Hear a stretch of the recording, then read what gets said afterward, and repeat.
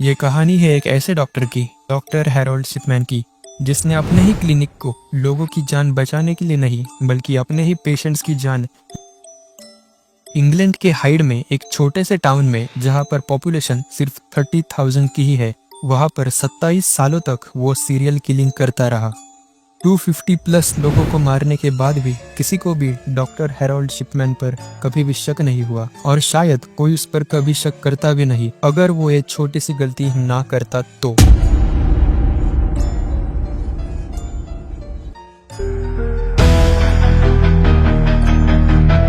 आखिर लोगों को मारने की वजह क्या थी और कैसे वो इतने सालों से बिना किसी के नजर में आए इतने सारे लोगों को मारता गया, और पुलिस को आखिर ऐसा क्या सुराग मिला जिससे उन्होंने डॉक्टर हैरोल्ड शिपमैन को एक झटके में ही पकड़ लिया। डॉक्टर हैरोल्ड शिपमैन का जन्म 14 जनवरी 1946 में हुआ था। डॉक्टर हैरोल्ड शिपमैन इंग्लैंड में मैनचेस्टर के करीब एक हाइड नाम के छोटे से टाउन में अपना क्लिनिक चलाया करता था। यहाँ की टोटल पॉपुलेशन 30,000 के करीब थी, जिसमें से 3,000 से ज्यादा डॉक्टर हैरोल्ड शिपमैन के ही पेशेंट। ये डॉक्टर ऐसे लोगों को अपना शिकार बनाता था जो अकेले रहते थे या मोस्टली जो बूढ़े थे, जिनकी मौत पर किसी को कोई शक भी ना हो। डॉक्टर शिपमैन अपने पेशेंट्स को ज्यादा से ज्यादा टाइम देता, वो भी उनके घर जाकर। वो उनके दिल का बोझ हल्का करने के लिए उनकी बातें सुनता और उनको ऐसा एहसास दिलाता था कि भले ही उनकी जिंदगी में और कोई ना हो पर डॉक्टर जरूर है। डॉक्टर शिपमैन अपने पेशेंट्स के क्रूशियल समय में भी उनको टाइम देता, उनकी बातें सुनता, और कुछ ही दिनों में वो अपने पेशेंट्स को बिल्कुल अपने दोस्त जैसा बना लेता था। कुछ पेशेंट्स तो डॉक्टर पर इतना भरोसा करने लगे कि वो अपने घर की चाबी भी डॉक्टर के हाथ में देने लगे। अपने इसी फ्रेंडली बिहेवियर की वजह से डॉक्टर हैरोल्ड शिपमैन काफी मशहूर डॉक्टर बने हाइड में, क्योंकि अब लोगों को लगने लगा था कि डॉक्टर सिर्फ अपने बातों की मदद से ही बूढ़े लोगों का इलाज कर देता था। लेकिन इन सब की आड़ में डॉक्टर शिपमैन अपने पेशेंट्स की सारी डिटेल्स निकलवा लेता था कि कौन किस वक्त अकेला रहता है, उनके घर में कौन कौन है, और उनके पास कितनी दौलत है, और कितने रिश्तेदार हैं, वो कहाँ कहाँ रहते हैं। ये सारी जानकारी डॉक्टर निकलवा लेता था। जब डॉक्टर को तसल्ली हो जाती तो वो अपने पेशेंट्स को ओवरडोज देके मार डालता था। अब क्योंकि वो पेशेंट्स ऑलरेडी बूढ़े थे या 80 साल के ऊपर के थे, तो उनकी मौत के बाद भी किसी को शक नहीं होता था। यही सिलसिला कई सालों तक चलता गया। पकड़े जाने तो दूर की बात है, डॉक्टर हैरोल्ड शिपमैन पर किसी को भी कभी कोई शक भी नहीं हुआ, लेकिन सिर्फ तब तक जब तक उसने खुद एक गलती नहीं की। डॉक्टर शिपमैन ने अपने करियर की शुरुआत हाइड से 70 किलोमीटर दूर पॉन्टीफ्रैक्ट नाम के एक छोटे से टाउन से की थी, जहां वो एक हॉस्पिटल में जॉब किया करता था। फिर 1974 में पॉन्टीफ्रैक्ट छोड़कर टॉडमॉर्टन में चला गया, जहां पर वो अब्राहम ऑर्मे रोड मेडिकल सेंटर में जनरल प्रैक्टिशनर की पोस्ट पे लग गया। यहाँ पर वो अपने पेशेंट्स को पैथेटीन नाम का एक ड्रग प्रिस्क्राइब करते हुए पकड़ा गया, जो असल में उसे खुद इस्तेमाल करनी होती थी। पैथेटीन है तो एक पेन किलर, पर इसमें नशा ज्यादा मात्रा में होता है। डॉक्टर शिपमैन को पैथेटीन ड्रग का नशा था, और इसीलिए वो जानबूझकर अपने पेशेंट्स को पैथेटीन प्रिस्क्राइब करता था। वो थोड़ी उनको दे देता और ज्यादातर खुद के लिए रख लेता, जबकि पेशेंट्स को उस थोड़ी मेडिसिन की भी ज़रूरत नहीं थी। जब पेशेंट से दवाई ले लेते थे तो उन्हें काफ़ी अच्छा महसूस होता था। उन्हें यह मालूम ही नहीं था कि वो नशा कर रहे हैं, और यही सबसे बड़ी वजह थी कि डॉक्टर शिपमैन के पेशेंट्स न चाहते हुए भी डॉक्टर शिपमैन के पास अट्रैक्ट होते थे। डॉक्टर शिपमैन के पकड़े जाने के बाद उन्हें हॉस्पिटल से निकाल दिया, और ये बात उसके लाइसेंस को कैंसिल करने तक पहुँच चुकी थी। लेकिन डॉक्टर शिपमैन ने 600 पाउंड्स का फाइन भर के खुद को रिहैबिलिटेशन सेंटर में एडमिट करवा लिया। इसकी वजह से उसका लाइसेंस कैंसिल होते हुए बच गया। रिहैबिलिटेशन सेंटर में कुछ महीने गुजारने के बाद जब सब डॉक्टर के बारे में भूल गए थे, तब वो 1977 में हाइड नाम के एक छोटे से टाउन में आ गया, जहां पर वो डॉनी ब्रुक नाम के एक मेडिकल सेंटर में जनरल प्रैक्टिशनर की जॉब पर लग गया। 1980 तक वो जीपी की पोस्ट पर काम करता रहा, लेकिन इस बीच ना ही उसने नशा करना छोड़ा और ना ही बूढ़े पेशेंट्स को मौका देखकर मारना। लेकिन इन मर्डर्स की फ्रीक्वेंसी 1993 तक बहुत ज्यादा बढ़ गई थी। लेकिन असली गड़बड़ तो तब हुई जब उसने हाइड में ही खुद का सर्जरी क्लिनिक खोल लिया। शुरुआती दिनों में उसने उस शहर में अपना अच्छा नाम बना लिया था, और अब तक किसी को भी डॉक्टर शिपमैन की हरकतों पर जरा सा भी शक नहीं हुआ। लेकिन पहली बार मार्च 1998 में डॉक्टर लिंडा रिनॉल्ड को डॉक्टर शिपमैन पर शक हुआ।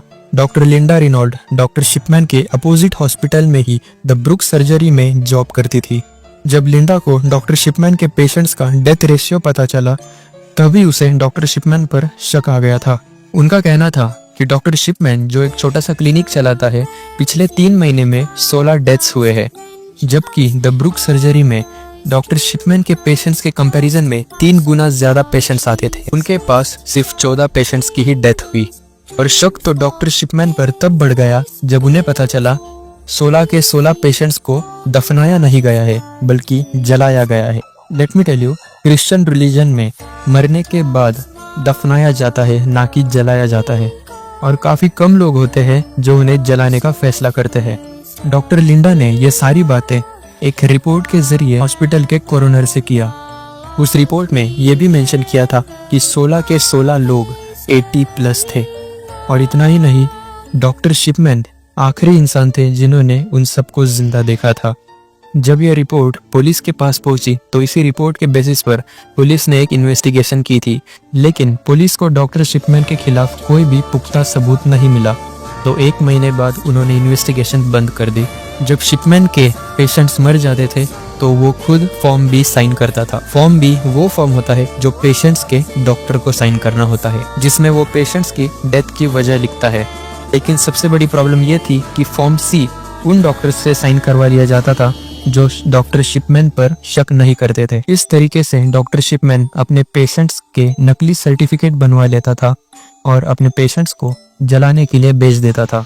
और यही एक वजह थी जिसके कारण डॉक्टर शिपमैन पर किसी को भी कोई शक नहीं हुआ।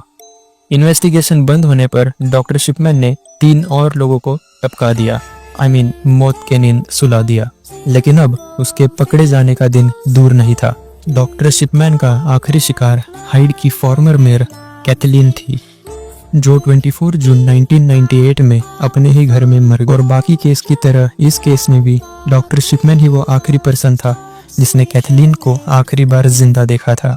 इस बार भी डॉक्टर शिपमैन ने फॉर्म बी खुद से साइन किया और डेथ की वजह ओल्ड एज लिख दी। लेकिन कैथलीन की बेटी खुद एक वकील थी, इसीलिए उसे अपनी मां की इस मिस्टीरियस डेथ पर शक हो गया। जब वकील को उनकी एक वसीयत मिली जिसमें उन्होंने अपना एक घर डॉक्टर शिपमैन के नाम किया था। उनकी फैमिली डॉक्टर शिपमैन को कई सालों से जानती थी और उन्होंने अपनी वसीयत में एक घर डॉक्टर शिपमैन के नाम किया। ये शक की वजह नहीं थी, बल्कि एडवोकेट एंजिला को शक इस बात पर हुआ कि उनकी मां के 2 घर थे, लेकिन वसीयत में सिर्फ एक ही घर के बारे में डिस्क्राइब किया था। इसका मतलब वो वसीयत किसी ऐसे आदमी ने लिखी थी जिसे दूसरे घर के बारे में कोई अता पता नहीं था। इस बार शक होने के बाद एंजिला पुलिस के पास चली गई और इन्वेस्टिगेशन फिर से शुरू हुई। कैथलीन की बॉडी को जलाया नहीं गया था, बल्कि इस बार दफनाया गया था। उसकी बॉडी को इन्वेस्टिगेशन के दौरान कब्र से बाहर निकाला गया और उनकी बॉडी को ऑटोप्सी के लिए भेजा गया। तब पता चला कि उनके शरीर में डायामॉर्फिन यानी कि हीरोइन के काफी ज्यादा मात्रा में ट्रेसेस पाए गए हैं। जब पुलिस ने ये बात डॉक्टर शिपमैन से पूछी तो उन्होंने कहा कैथलीन हीरोइन का नशा करती थी। और यही सेम बात डॉक्टर ने कैथलीन का इलाज करने से पहले उनके कंप्यूटर में भी लिखी थी। डॉक्टर शिपमैन ने रिसेंटली ही अपने कंप्यूटर में जनरल एंट्रीज करना शुरू किया था, लेकिन उसे ये पता नहीं था कि उसने मौत के पहले की एंट्री तो कंप्यूटर में डाल दी है, लेकिन कंप्यूटर में उस फाइल की last edited date automatically save हो जाती है। जब पुलिस ने वो एंट्रीज चेक की तब उन्हें पता चला कि डॉक्टर शिपमैन ने वो लास्ट एंट्री कैथलीन के डेथ के बाद एंटर की थी। पर सिर्फ यही एक सबूत डॉक्टर शिपमैन को अरेस्ट करने के लिए काफी नहीं था।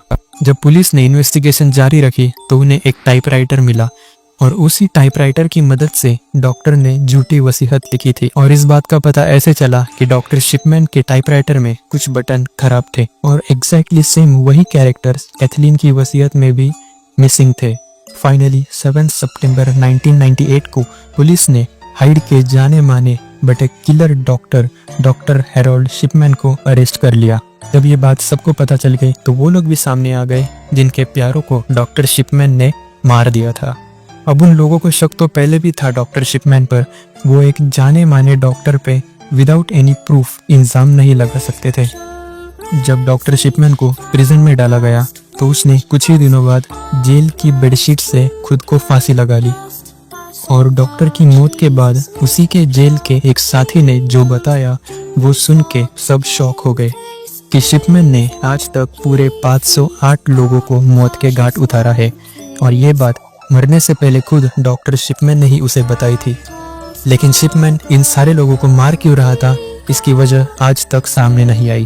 सबको लगने लगा कि डॉक्टर शिपमैन साइको हो गया होगा उसकी माँ के डेथ की वजह से, क्योंकि उसकी माँ जो एक कैंसर पेशेंट थी उसे मॉर्फिन नाम की एक मेडिसिन दी जाती थी। और शायद इसीलिए डॉक्टर शिपमैन भी अपने पेशेंट्स को मॉर्फिन मेडिसिन देकर मरता हुआ देखना चाहता था।